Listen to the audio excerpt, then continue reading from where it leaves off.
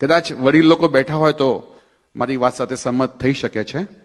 1970 પહેલા blood પ્રેશરની normal definition કેટલી હતી?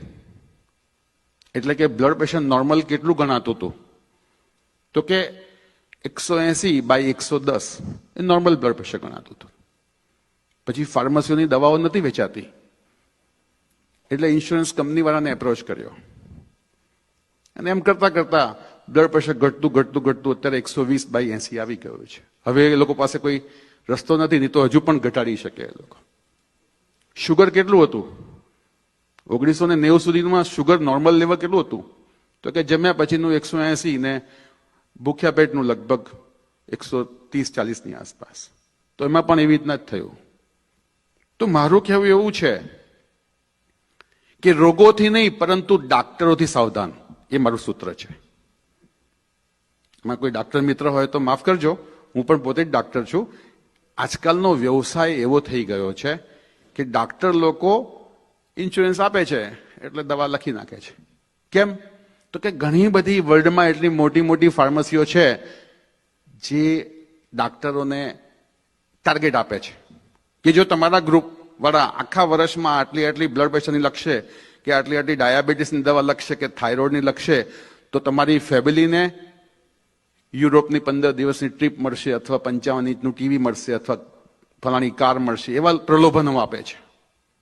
ઘણી વખત તો આપણે એના શિકાર બનતા આવીએ છીએ. અને એટલે જ સ્વામી રામચંદ્ર પરમહંસે વર્ષો પહેલા એવું લખ્યું છે કે ડાક્ટરો અને વકીલો ભાગ્યે જ સ્વર્ગમાં જઈ શકે.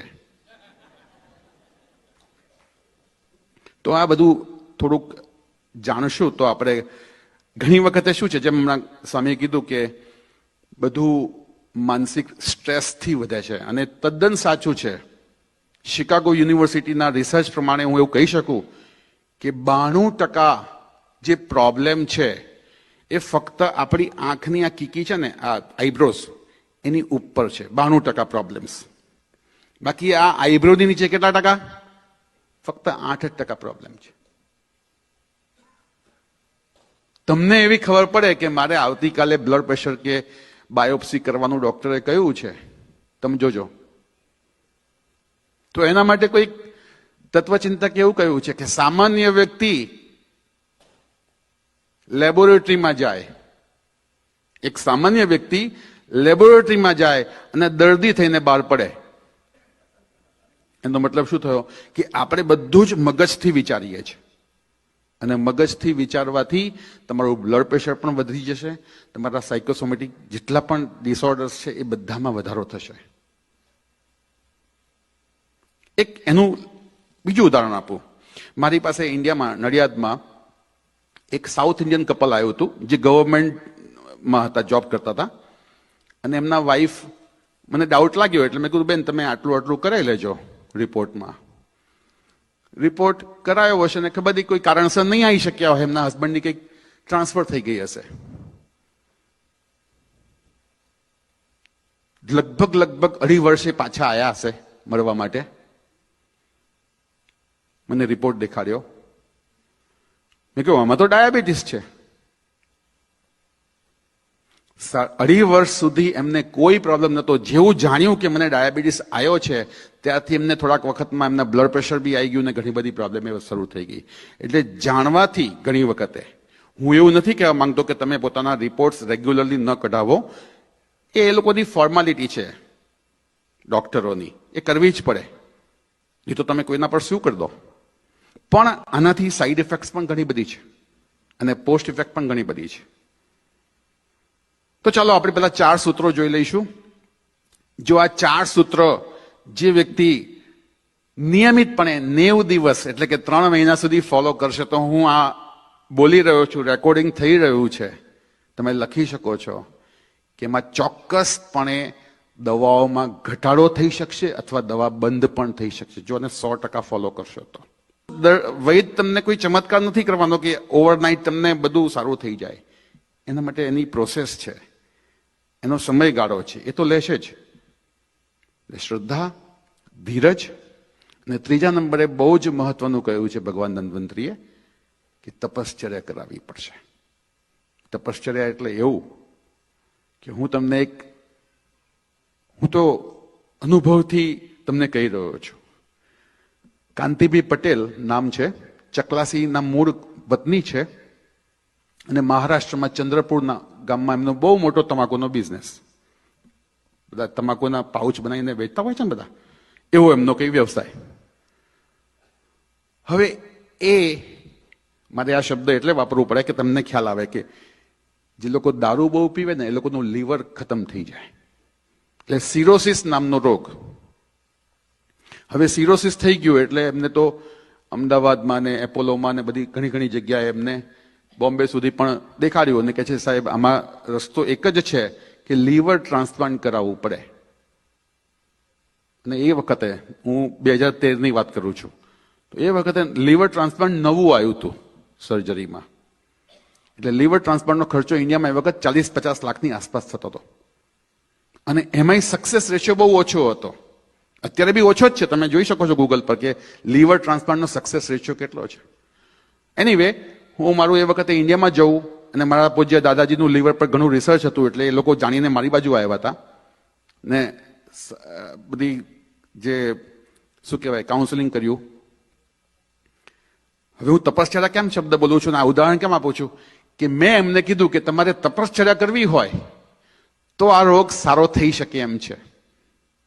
આટલું મોટું પેટ, એમને અઠવાડિયે કાણું પાડીને પાણી કઢાવવું પડતું હતું 3-3, 5-5 લીટર જેટલું, અને ઇન્ફેક્શન થતા હતા. એટલે આમ તો 15 દિવસના એ મહેમાન હતા એવું ડોક્ટરનું કહેવું હતું.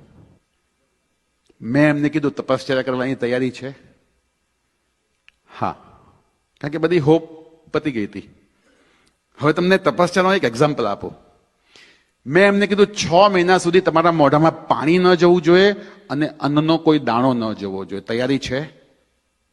તો પહેલા તો ગભરાયા. ફક્ત ને ફક્ત અમારી દાદાજીની રિસર્ચ ફોર્મ્યુલા, દૂધમાં, ગાયના દૂધમાં જ્યારે પણ દૂધ પીવે ત્યારે એ દવા નાખીને પીવાનું. ભૂખ લાગે તોય દૂધ પીવાનું ગાયનું, ને તરસ લાગે તોય પણ ગાયનું દૂધ જ પીવાનું. સાહેબ એમને એવો ચમત્કાર થયો, તમે આજે પણ હું નંબર આપી શકું, તમે પૂછી શકો. આજે બધી દુનિયા ફરે છે, મજાથી ખાઈ પીને મજા કરે છે. 3 વર્ષ સુધી મેં એમને ટ્રીટમેન્ટ આપી. અત્યારે બીજી ટ્રીટમેન્ટ આપું છું ડાયાબિટીસની, પણ લીવરના કોઈ પ્રોબ્લેમ નથી. એ પછી તો કેટલાય લીવરના આવા બધા પેશન્ટો. આમાં શું છે કે સાચી માહિતી નથી મળતી. હવે એમને પણ કહું છું, જે લોકોને ઇન્ડિયામાં તમારી ઓળખાણ હોય અને જે લોકોને દારૂની ટેવથી લીવર બગડી ગયું હોય અથવા બીજા કોઈ કારણથી લીવર બગડી ગયું હોય, કૃપા કરીને એમને એવું કહેજો ટ્રાન્સપ્લાન્ટ ના કરાવતા. હું જાહેરાત નથી કરી રહ્યો, પણ હું કોઈ ગરીબોની મદદ કરવા આવ્યો છું કે કદાચ તમારા ગામમાં કોઈ ઓળખતું હોય ઇન્ડિયામાં તો બહુ નજીવા ખર્ચામાં સારું થઈ જાય છે. આમાં લાખોનો ખર્ચો નથી થતો. અને એ થયા પછી પણ, ટ્રાન્સપ્લાન્ટ કરાયા પછી પણ 10 માંથી 3 જ વ્યક્તિ બચે છે. અને જે બચે છે એમને આખી જિંદગી 20,000 રૂપિયા દર મહિનાનો ખર્ચો છે. એન્ટીબાયોટિક ખાવી પડે આખી જિંદગી. હવે વાત ક્યાં છે કે જે લોકો 60 થી નીચેના છે એ લોકો કાલથી પ્રયત્ન કરશે. જે લોકો 4 ગ્લાસ પી શકતા હોય તો 4 ગ્લાસ, નહીં તો શરૂઆત 2 ગ્લાસથી તો કરજો જ. 2 ગ્લાસ ધીરે ધીરે અઠવાડિયામાં 3 ગ્લાસ કરજો, પછી ત્રીજા અઠવાડિયે 4 ગ્લાસ સુધી આવી જજો. જે લોકો 60 ની નીચે છે. અને પાણી બહુ ગરમ પણ ના હોવું જોઈએ, નવશેકું પાણી, લ્યુકવર્મ. બેસીને 4 ગ્લાસ એક શ્વાસમાં 1 ગ્લાસ પીવાનો છે. સવારનું પાણી, પહેલું પાણી ઘૂંટડે ઘૂંટડે નથી પીવાનું. ઘૂંટડે ઘૂંટડે પીશો તો એ પચી જશે, એમાં સલાઈવા ભેગી થશે તો પચી જશે, તો એ આગળમાં એટલે પેશાબમાં વધારે તમને જવું પડશે. પણ ઘૂંટડે ઘૂંટડે નથી પીવાનું. પહેલો ગ્લાસ એક જ શ્વાસમાં પીવાનો છે, બીજો ગ્લાસ એ પણ એક જ શ્વાસમાં. તો શું થશે? એ પચશે નહીં પાણી, અને સીધું એ તમારા લાર્જ ઇન્ટેસ્ટાઇનમાં પ્રેશર ઊભું કરશે. અને લાર્જ ઇન્ટેસ્ટાઇનમાં બધો મળ હોય ને આગલા દિવસ તો બધું ત્યાં જ જમા હોય.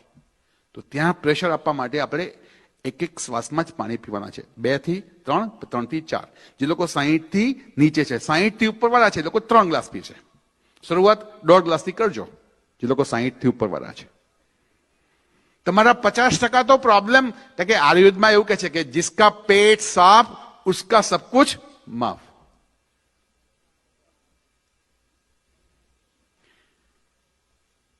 પાણી દવા તરીકે કામ કરે છે જો એની સમજ હોય તો. પાણી અમૃત તરીકે કામ કરે છે, નહીં તો પાણી વિષ પણ બની શકે છે. ખાધા પછી તમે જે લોકો પાણી પીવે છે જબરદસ્ત, જેવું ખાય ને એવું સીધું 1-2 ગ્લાસ પાણી ઠંડુ પાણી એમને જોઈએ. મિત્રો, આ જ રોગને તમે આમંત્રણ આપો છો આ પાણીથી જ. કેમ કે તમારી જઠરાગ્નિ તમારી પ્રદીપ્ત થઈ હોય, ખાધા પછી બધા જ્યુસીસ બધા છૂટા પડ્યા હોય અને તમે ઠંડુ પાણી પીને અથવા એમને પાણી પીને તમે એને ડાયલ્યુટ કરી નાખો છો, એટલે જ બધા પ્રોબ્લેમ શરૂ થાય છે. એટલે હું વિનંતી કરું કે ખાધા પછી ફક્ત એક જ ઘૂંટડો પીવો, મોઢામાં ફેરવીને પી જાઓ. ખાવાની મધ્યમાં 3 થી 5 ઘૂંટડા પી શકાય, મધ્યમાં. એટલે કે આપણે 2 ટાઈપ્સના ગ્રેન્સ ખાઈએ છીએ. રોટલી ને શાક પહેલા ખાઈએ છીએ અને પછી દાળ ને ભાત અથવા કઢી ખીચડી ખાઈએ છીએ. તો રોટલી શાક પતી જાય અને દાળ ભાત તમે શરૂ કરો, એની વચ્ચે તમે 3 થી 5 ઘૂંટડા પાણી પી શકો છો. અને જે લોકો 60 વર્ષથી ઉપરના છે એ લોકો તો આખા દિવસ દરમિયાન 900 પાણી જ પીવે, કોઈ ડોક્ટરની જરૂર નહીં પડે. 900 પાણી પીશો તો, કારણ કે એ લોકોની ઉંમરમાં શું વાયુ તત્વ વધારે વિકૃત હોય છે, અને વાયુ વિકૃત હોય, વાયુને ઠંડી વસ્તુઓથી દુશ્મની હોય. એટલે તમે ઠંડુ પાણી નાખ્યું એ તમારું પાચન તંત્ર મંદ. તો સવારે ઉઠીને 3 અથવા 4 ગ્લાસ ઉંમર પ્રમાણે પીવાનું છે.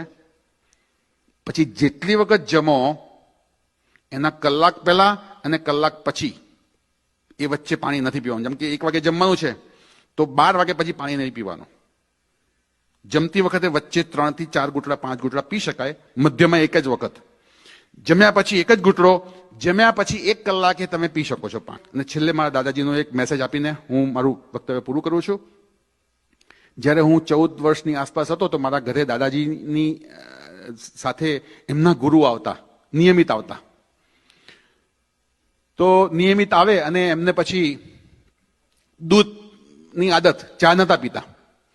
હવે દૂધ પીવડાવે એટલે દૂધમાં પછી ઇલાયચી વાળું દૂધ આવે અને જોડે સાકરની વાટકી મૂકે અને પછી જેટલી જોઈતી હોય નાખે. તો હું આવું કાયમ જોઉં. તો મને આ વખતે ઈચ્છા થઈ કે દાદાજી હું દૂધ લઈ આવું છું ગુરુજી માટે. હું દૂધ લઈને ગયો, પૂછ્યું કેટલું સાકર કેટલી નાખું? તો ગુરુજી કહે છે 1-1.5 ચમચી નાખ બેટા. તો જેવી હું વાટકી ઉઠાઈને નાખવા જઉં છું તો એ વાટકી મારા હાથમાંથી સમહાવ, નાનો હતો ને બહુ આમ એક્સાઇટ થઈને કદાચ કરવા ગયો હોઈશ તો મારા હાથમાંથી વાટકી એવી છૂટી કે લગભગ 70% સાકર બધી દૂધમાં પડીને બાકી બહાર પડી ગઈ. તો મારા દાદાએ મારી તરફ આંખ કાઢી. એટલે ગુરુજી જોઈ ગયા કે આંખ કેમ કાઢી? તો કે તમે 1-1.5 ચમચી કીધી એને આખી લગભગ અડધી પોણી વાટકી અંદર નાખી દીધી. તો કે નાખી દીધી એનો મતલબ એ થયો કે દૂધ ગળ્યું થઈ ગયું? જ્યાં સુધી હું એ ચમચી લઈને હું એને હલાવીશ નહીં ત્યાં સુધી દૂધ મોડું જ રહેશે. સેમ એવી રીતના હું અહીંયા વારે વારે આવીને દર 2-4 વર્ષે તમને આવીને હું ઘણા ગોલ્ડન સૂત્ર આપીશ, પણ તમે જો એને 3 મહિના સુધી મહેનત નહીં કરો, એને નહીં હલાવો તો આપણું જીવન પણ મોડું જ રહેશે. એટલે આશા રાખું કે બીજી વાર આવું તો તમે બધા અનુભવમાં હશો. જય સ્વામિનારાયણ. અને અહીંથી જતી વખતે મારા ફ્લાયર છે, ફ્લાયર લઈને જજો. તમને ભવિષ્યમાં કંઈ પ્રશ્ન પૂછવા હોય ઓનલાઈનથી કે ફોનથી તો તમે વેલકમ છો. જય સ્વામિનારાયણ.